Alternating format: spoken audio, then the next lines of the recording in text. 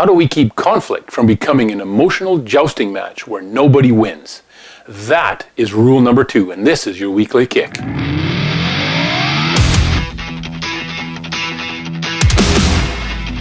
Hey, good morning. Welcome to your weekly kick. This is Todd Reimer from Boots on the Ground Coaching. How do we do it? How do we keep conflict from becoming an emotional jousting match where neither party stands a chance of actually coming out ahead? Maybe this is part of the reason that many of us avoid conflict so much, because we don't know how to avoid the emotional pitfalls that seem to pop up when we're dealing with conflict. How do we make conflict productive? Well, this is rule number 2. Suppose you're with a group of people and you realize that you've left your phone at home, but you need to make a phone call. So you ask the group who would be able to lend you their phone, and a number of people reach in their pockets and they hand you their phone. And there's a number of different brands because we all have different phones. And you take one, but then somebody else says, hey, well, that's not as good as this one. This one is the best because it does this. And somebody else chirps in and goes, no, they're wrong. Mine is the best by far. And it goes on and on for a few minutes until you realize it doesn't really matter. Cell phone is a cell phone right now. They're all very similar. There's not much difference between cell phones anymore. It's just personal preference. That's all it is. It's just an emotional attachment we have to something that we own. That's what conflict can often turn into. Something that just is somebody's preference or somebody's emotional reaction to something. Here's what I mean. Imagine you have to confront somebody, you have to correct somebody. They've been late a number of times in the last 2 weeks. And you've heard this from their foreman, so you're either in the shop or you're in the job site or you're wherever they're working that day. Suppose their name is John. So you sit down with John and you have this conversation. John, you're always late. Your foreman has told me, and people on the crew have confirmed that you are always late. What's John's typical response? No, I'm not. I'm not always late. How can you say that?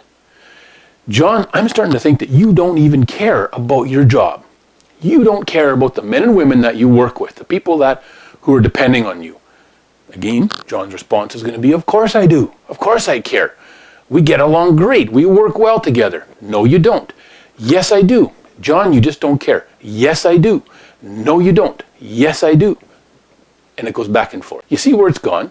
It's gone from being a situation where it has the potential to be productive conflict to one where all we're doing is arguing about emotional issues that nobody stands the chance of winning. Instead of going and dealing with the issue that John's been late, we're dealing with the fact that he says he cares and I say he doesn't. Well, how can I prove he doesn't? How can he prove he does? We're arguing about something that's nonsensical and that actually doesn't have anything to do with the issue. We're forgetting completely about the real issue. Here's a better way to approach it. And this is rule number 2. Stick to the facts. Rule number 2 is stick to the facts at all costs. Suppose you sit down with John and the conversation goes this way instead. John, I'm here today because your foreman mentioned that this week you've been late 3 times already, Monday, Tuesday, and Thursday. Last week you were late 2 times, Tuesday and Friday. This is not like you. You haven't been late at all in the last 8 months since you started with us. What's going on? What's causing this? You see, all of a sudden we're dealing with issues that are real and that are measurable and that he can't argue against. Well, he can say, well, I'm not late a lot. Well, here, your foreman recorded it. Here's the days you were late. Here's the times you came in. And the people on your crew or the people in the shop that you work with confirmed that that's accurate. He has no place to go other than admit, yeah. And because we approach it from the perspective of what's up, this isn't like you. It's not a confrontation. It's like, look, what's up? Often there's things that cause it. And if we can find out what they are, we might be able to help him with it or her with them. But it might just be that they're lazy. It might just be that they were up late playing video games the night before. A number of things that make them late in the morning. This is where we put action steps into place, definite steps. It might just be as simple as saying, John, you cannot be late. One more time. If you are, here's what's going to happen. If he's late a second time, here's what's going to happen. Make it clear. Stick to the facts. Make it verifiable. Because when he was hired, he would have agreed to be on time every day.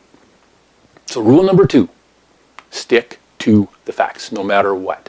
So rule number 2 is stick to the facts at all costs. Sticking to the facts keeps us from going down those emotional rabbit trails that take us nowhere good. Conflict can be and should be productive. Rule number 2 is essential for keeping it that way. Have a good week. We'll see you next Wednesday for your weekly kick.